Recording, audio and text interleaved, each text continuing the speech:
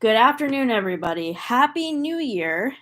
Today, I'm logging in to share favorite memories of movies and plays we saw in 2022.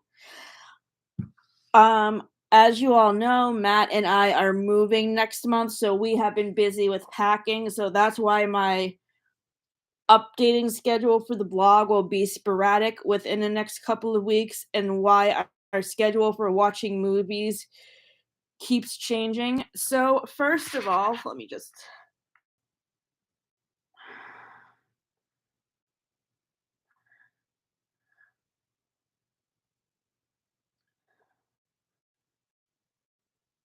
All right. So, I have went ahead and ranked all of the shows that we saw last year. Um and it's a top 16 list because we rated all the 16 shows we went to see this year. Um at number 16 and number 15 respectively are Twinderella and the Big Bad Musical, which were the summer camp shows that River Run Youth Company put on. Twinderella was a modern spin on Cinderella, where Cinderella has a twin brother. And the Big Bad Musical was a really cute subversion of popular fairy tales where the big bad wolf is put on trial for his crimes in different fairy tales. I thought both of these shows were adorable and they were really funny too. Um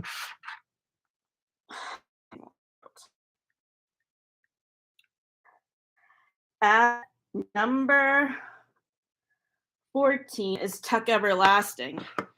I was in this show with the Amherst PTA last April. Was it one of my favorite plays I was in with the PTA? Not my top favorite, but it was still ranked in the top like 5 or 6. My number 1 favorite musical that I have been in is musical followed by Shrek. Um Tuck Everlasting has really good music in it, and that's what really attracted me to the play when I auditioned for it was the music. My favorite songs were Time, The Wheel, Partners in Crime, and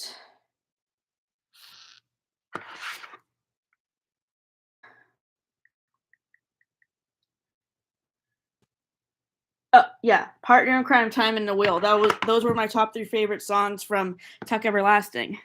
At number 13 was Mamma Mia. We had previously seen Mamma Mia twice in 2019 before COVID, once at Sohegan High School and once at Actor Singers. Last year, we saw it put on by the Riverbend Youth Company alumni.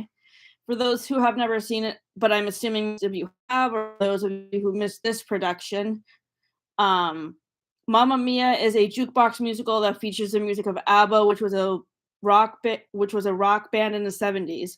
Known for their songs Dancing Queen, Gimme, Gimme, Gimme, A Man After Midnight, The Name of the Game, such songs like that. My favorite songs from Mamma Mia are Dancing Queen, Mamma Mia, Money, Money, Money, and Thank You for the Music.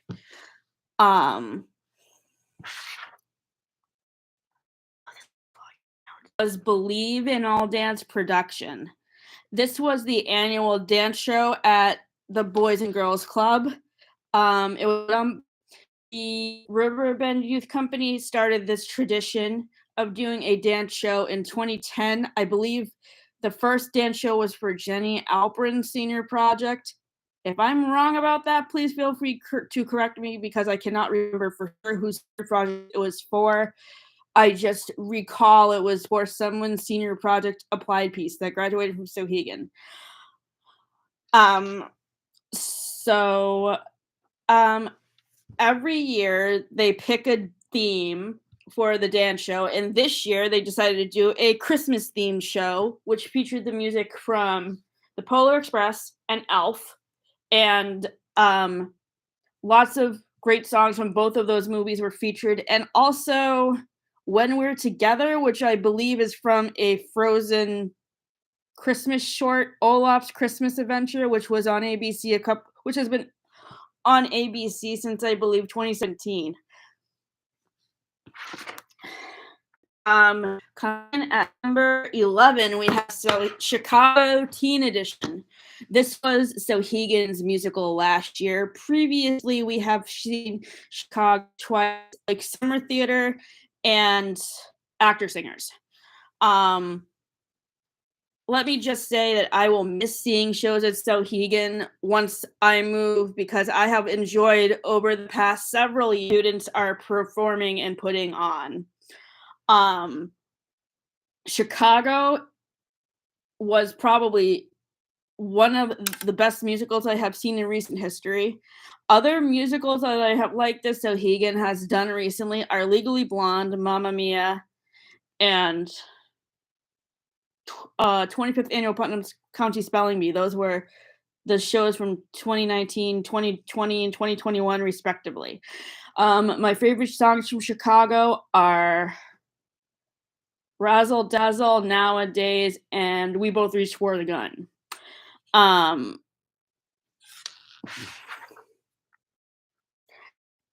I've been mentioning a lot of I have previously. What's special about number 10, Titanic the musical, is that this is the first time I have ever seen it performed. 2012, when Stagecoach Productions was still around, but I never saw the Stagecoach Productions production of Titanic, so I was quite excited to see it done in Manchester Community Theatre Players. The music soundtrack for Titanic the musical is beautiful. There were so many great songs. So yes, there will be many songs from Titanic the musical that I would be downloading on Spotify. My favorite one is I Have Danced. Number 9, favorite shows seen in 2022 is Joseph and the Amazing Technicolor Dreamcoat.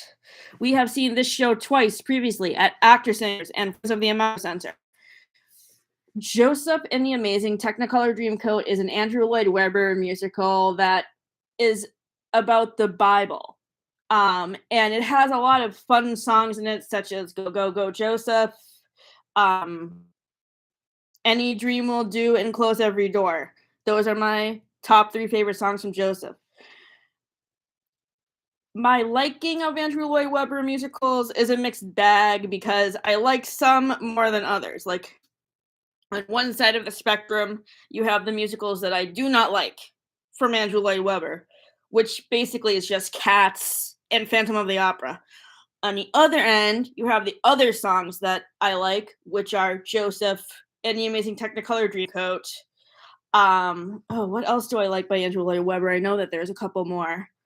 But yes, and he is also coming out with a new musical next month on Broadway called Bad Cinderella, which is a reworked version of his version of Cinderella that was put on in London last year that didn't do so well.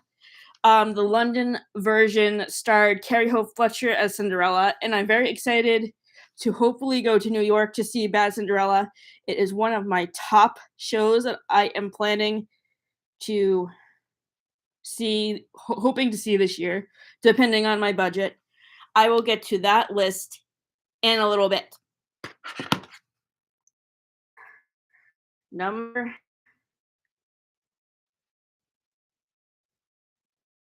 8 in our list of top 16 shows seen in 2022 is Sister Act. We have previously seen Sister Act at Actor Singers and Interlake Summer Theater. Sister Act is based on the 1992 movie that starred Whoopi Goldberg as Dolores Van Cartier, and it's about a nun who goes into hiding from her boyfriend who's violent, and she goes into a monastery for nuns, and she revitalizes their choir. Sister Act has so many fun songs in it, such as Take Me to Heaven, Spread the Love Around, and The Life I Have Never Led, which is sung by Sister Mary Robert, one of my dream roles.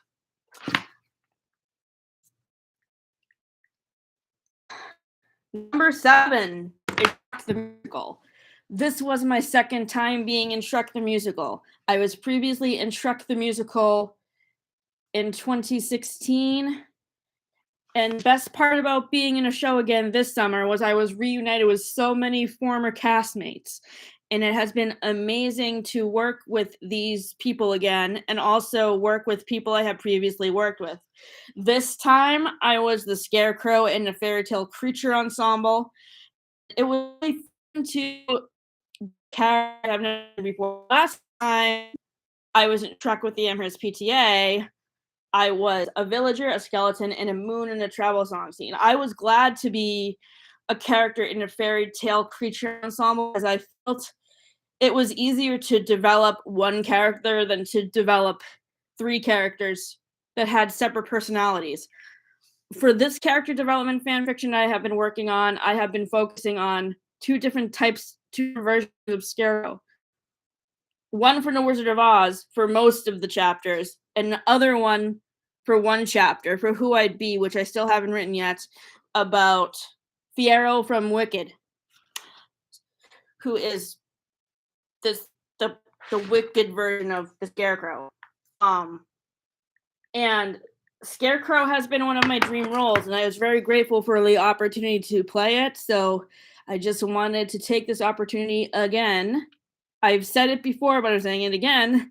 Thank you to Ruben and Kim and Meg for directing me in this show. It was a great experience. I will cherish it forever.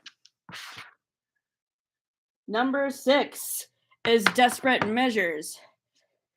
This was our first show that we saw at Good Theater, which is a theater up in Portland where we're going to be moving to.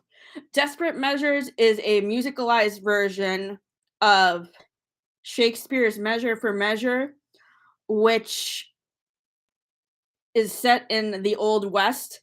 Very creative point of view for a show to tackle. The music was enjoyable. We had a great time. Number 5 is The Best Christmas Pageant Ever, the musical. We have previously seen the staged non-musical version of Best Christmas 2000. Very excited to find out that the Majestic Theater was doing a musical version.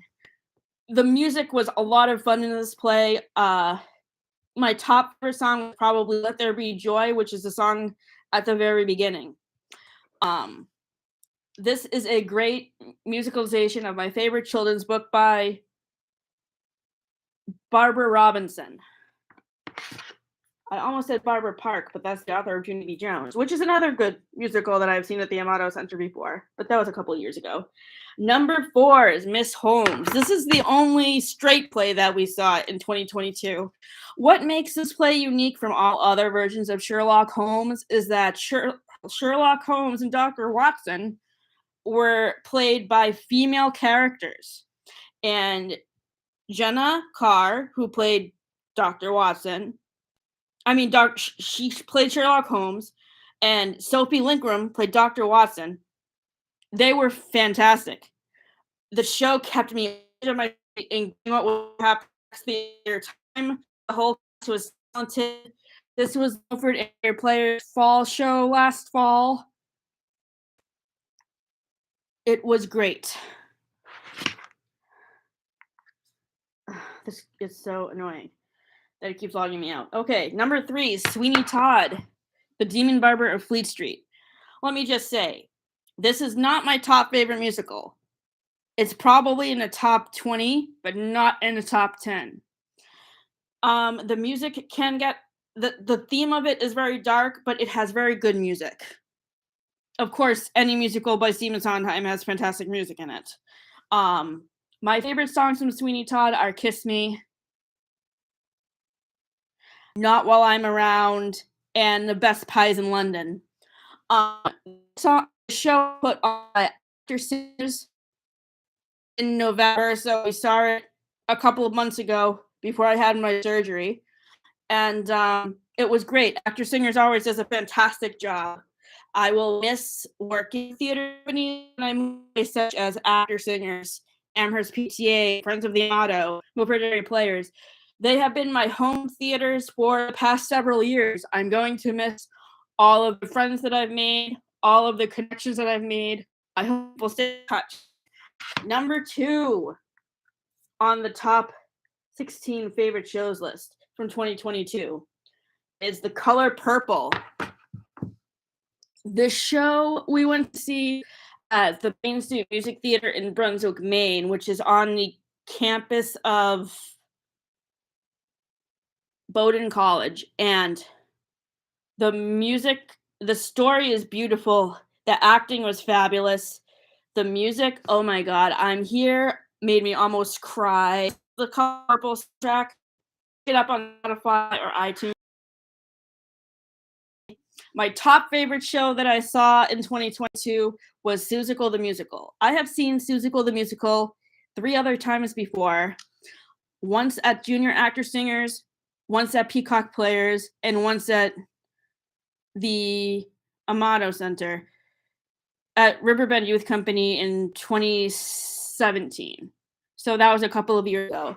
What I like about Seussical is how it encourages people to stand up for what they believe in if they feel people are being bullied. That is what Horton and Gertrude do to protect the Who's, basically, because they are being bullied by all the jungle creatures. I mean, Horton gets bullied for sitting on Maisie's egg and taking care of the Who's. And Gertrude is the one who stands up for Horton against all the other people in the community because she also knows that the Who's are real. So I have also been in Seussical with the Amherst PTA in 2018, and it is definitely one of my top favorite plays I have been in. Now, excuse me for a moment while I get my list up about the top movies that I've seen in 2022. It's going to just take a few seconds as I switch devices. A movie that we watched recently that came out in 2022 was Disenchanted, the sequel to Enchanted. We watched that, and it is probably one of my favorite Disney live-action sequels out of all of the live-action sequels that I've seen. The music is fun. Patrick Dempsey sings a solo. He's surprisingly good. I wasn't expecting to hear him sing in this movie. He was great. Amy Adams is great as always as Giselle. And Dina Menzel, great as always. Maya Rudolph was another standout. She played the villain, and she was fantastic. Her song was also really great. Disenchanted is on Disney Plus. We give it a B.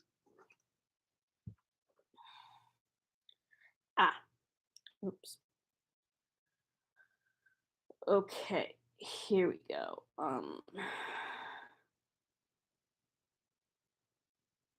Top shows. Okay, so our top 9 favorite movies. I just mentioned one, Disenchanted.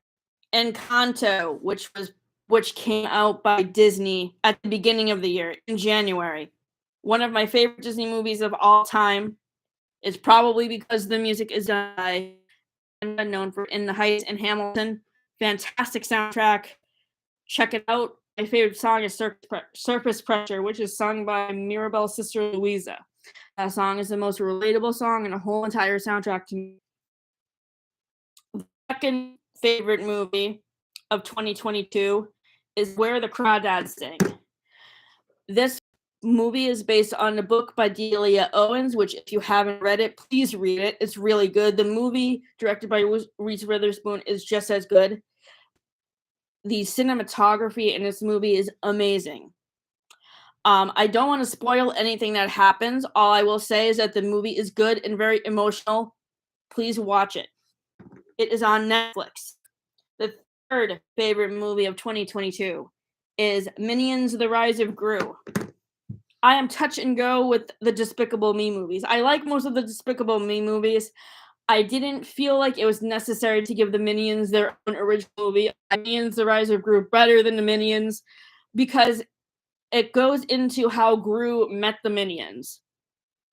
And I also think the Vicious Six group of villains also add a layer to the movie, and it makes the movie more interesting. Like, the Minions movie is just boring because the Minions are boring characters. So that's why I give through a B plus. The next movie is The Batman. The Batman is a recent Batman movie that came out last summer. I haven't really seen a lot of other Batman movies laughing. This movie was lagging in certain parts, but most of the time it made me laugh. So we gave that a B. The next, which we just saw this a couple of weeks ago. It is a phenomenal addition to the Shrek franchise. I hope the next movie in this franchise brings Shrek and Fiona and Donald back together with Puss in Boots and Kitty Softpaws, because I would like to see how how Kitty Softpaws interacts with all of the other Shrek characters and all of the other fairy tale creatures. So I hope that is the next addition to the Shrek franchise. Puss in Boots: The Last Wish is fabulous. The next one is Lightyear. Lightyear is a live-action Disney movie that is the origin story of the Buzz Lightyear character from Toy Story.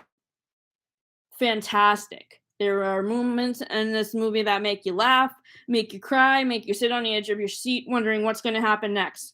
We gave it a B+. The next movie is called Paws of Fury: The Legend of Hank, which is an animated movie that came out in the summer, which is basically a samurai movie similar to Kung Fu Panda. But instead of a panda bear main character, you have a dog main character who is trying to become a samurai to protect a village of cats. It was cute. I can't really compare it to any other movies because I have not seen any Kung Fu Panda movies or any of the ripoffs that Phantom Strider or Saberspark have talked about in their videos. But I would be interested to hear what they think. Actually, I've already seen Saberspark's video about the Paws of Fury: The Legend of Hank, but I don't know if Phantom Strider ever made a video reviewing that. So Josh, if you're watching this video, let me know what you think of Paws of Fury: The Legend of Hank if you have seen it. And then finally, at number 9, Turning Red. Turning Red came out last March, and it is set in modern day Canada. Modern meaning 2002, when I was a sophomore in high school. So this movie was relatable to me because during the time period when I was a teenager in Canada. So I was able to relate to the characters getting ready to see their favorite boy band in concert. That was me in 2002, because that was when I turned 16. And my favorite memory of turning 16 is going to an NSYNC concert with my friends Leslie, Sonia, and Nicole. So that's what made that movie relatable to me. It was funny. I thought the characters were charming. So yes, be sure to check out all of these movies. They're available on Disney Plus, Netflix, or Amazon. Now, excuse me, my foot's asleep. So, as far as 2023 is concerned with theater viewing, things are mostly going to be on hold because of our move. This coming weekend on the 21st, we're seeing 100 Years of Broadway at the Sanford Performing Arts Center in Sanford, Maine. And then on February 3rd, we are seeing The Descendants at Riverbend Youth Company. After that, we're taking a little bit of a break from theater and watching plays because our move is going to be expensive and we're going to be tighter on money. My goal this year is to hopefully go to either Boston to see a touring production or to New York to see a Broadway show, because it has been, how long since I've been to New York? I think the last time I was there was 2016 to see Kinky Boots. Wow, that was a long time ago. So my top touring productions to see are Jagged Little Pill, Life of Pi, Beetlejuice, and oh, wait a second.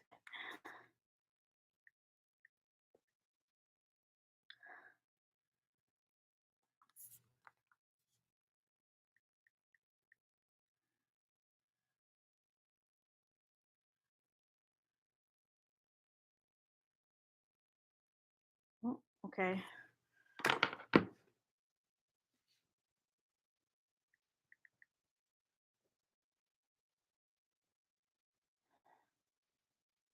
Oh, 226.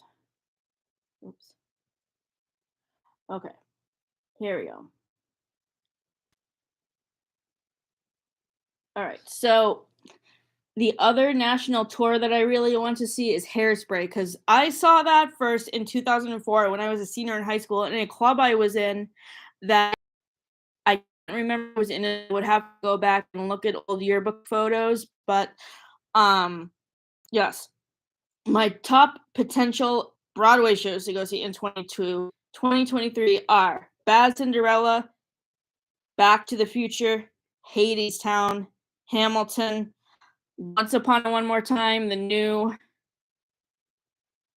jukebox musical about Britney Spears, and Sweeney Todd, which really, the only reason why I want to see Sweeney Todd is because Josh Groban is in it as Sweeney Todd. Honestly, as I mentioned before, Sweeney Todd is not one of my top favorite musicals, but the thing that appeals to me most on Broadway is Josh Groban. I'm just gonna be upfront about that.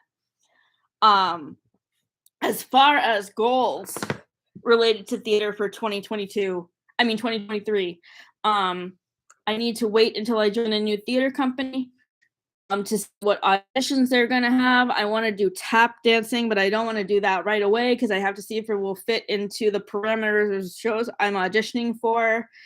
There are a couple of dream roles that I have, but I'm not sure if the theaters that I'm going to audition for are going to have these roles available, because I don't know what theaters I'm going to audition at yet, but the dream roles are also from The Sound of Music, Anybody's from West Side Story, and there was one more. Oh, Poppy from Noises Off. So and then finally I'm going to say one more thing. The Theater is My Life blog is probably going to be retiring this year. I have had this blog since 2008. It originally started as a theater review blog for when I was having a freelance writing job at the Milford Cabinet, so I could keep track of all my articles. I was let go from that position in July 2013 because of budget cuts, but I still kept blogging because I enjoyed reviewing plays for fun in my spare time, even though I was making no money doing it. Though I did freelance for a while with Riverbend Youth Company after I lost my job at the Cabinet, but